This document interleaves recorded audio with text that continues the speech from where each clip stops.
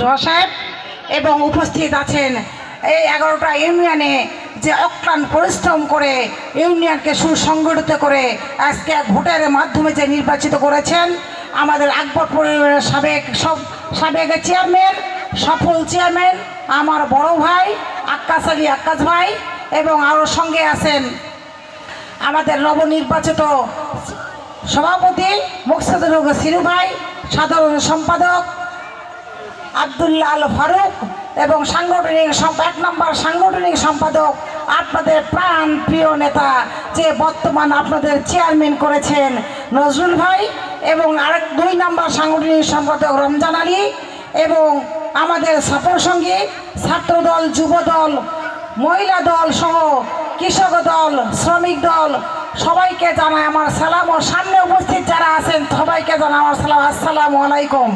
অন্য ধর্মের জন্য রইল আন্তরিক মোবারকবাদ। আপনারা 16 বছর ভোট দিতে পারেন নাই। আপনারা জানেন এই বিএনপি যারা করে প্রতিটা ঘরে ঘরে মানুষ জানে 16টা বছর আমাদের দিনটা কেমন গেছে। যদি কেউ সক্রিয় বিএনপি করেছে বা আড়ালে করেছে, প্রতিটা মানুষকে 16টা বছর কষ্ট করতে হয়েছে। তা আমি বলবো কষ্ট সবার মধ্যে আছে, কে একটু বেশি করেছে, কে একটু কম করেছে, কিন্তু কষ্ট সবাই এই বিএনপির জন্য করেছে। তা আমি বলবো 16 বছর পরে 5 আগস্ট আমরা বাংলাদেশকে নতুন বাংলাদেশ হিসাবে দেখতে পেয়েছি। কারণ ওই 5 তারিখে যেদিন হায়না সরকার বাংলাদেশ থেকে পালিয়ে যায় সেদিন আমরা সব করতালি দিয়ে রাস্তায় নেমেছিলাম। আপনারা তো নেমেছিলেন ভাই বোনেরা, আপনারা জানেন। আপনারা নজিপুর গিয়েছিলেন, আমি নওগাঁয় ছিলাম। প্রতিটা জায়গা থেকে প্রতিটা নেতৃবৃন্দ আমরা রাস্তায় নেমেছিলাম। আজকের বাংলাদেশ থেকে হায়না সরকার সরেছে, বুকের উপর জগদল পাথর সরেছে বলে আজকে আমরা আপনাদের সামনে কথা বলতে পারছি। এবং আপনারা এই সম্বর্ধনা অনুষ্ঠানে আজকে বসে থাকতে পেরেছেন, কারণ আপনারা জানেন যদি আপনারা কোনো প্রোগ্রামে গেছেন সন্ধ্যা সময় এসে যদি একটা আওয়ামী লীগ থাকে, সেই আওয়ামী লীগের যন্ত্রণায় বলেছে এই মিয়া তুমি কেন প্রোগ্রামে গেছো, কালকে তোমার নামে কেস চালাবো। বর্তমানে আমরা সেই জিনিসটা দেখতে পাই না। তাহলে অবশ্যই আমরা অন্তপক্ষে রাত্রে দরজাটা বন্ধ করে ঘুমাতে পারতেছি। তাই মনে করব আমরা সবাই বাংলাদেশে অন্তপক্ষে হায়না সরকার যাওয়ার পর ভালো আছে বলে মনে করি। আপনারা কি মনে করেন, ভালো আছেন কি না? তাই আমি বলবো আপনারা যে কমিটিকে নির্বাচন করেছেন, কমিটির কাছে আমার অনুরোধ থাকবে আপনারা অবশ্যই আমাদের যে ভাই ও বোনেরা ভোট দিয়েছে এবং এই ইউনিয়নে যে চেয়ারম্যানকে আপনারা নির্বাচিত করেছেন সবাইকে আমি অনুরোধ করব।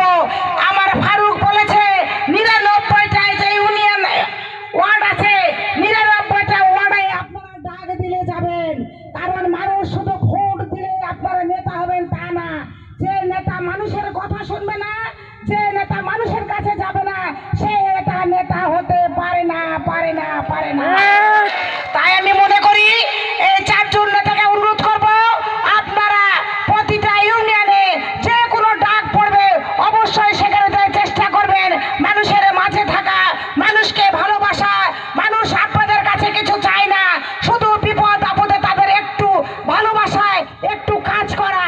কারণ মানুষ আপনার বাসায় খেতে যাবে না, মানুষের যে কাজটুকু করে দিবেন এইটাতেই আমাদের জনগণ অনেক খুশি। আমরা চাই এই আমরা সামনে যে বিএনপির ভোট আসবে ধানের শীষের, আপনাদের নেতাকে আপনারা ধানের শীষে ভোট দিবেন, শামসুজ্জোহা খানকে সংসদে পাঠাবেন। তার আগে আমরা সবাই সোচ্চার থাকবো, কেউ চাঁদাবাজি করবেন না, কেউ ঘরে ঘর লাগাবেন না, কোনো আওয়ামী লীগের কথা শুনবেন না।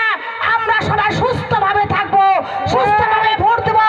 যখন বিএনপি পাওয়ারে আসবে তখন আপনাদের সমস্ত কাজ আমরা সুন্দরভাবে করব।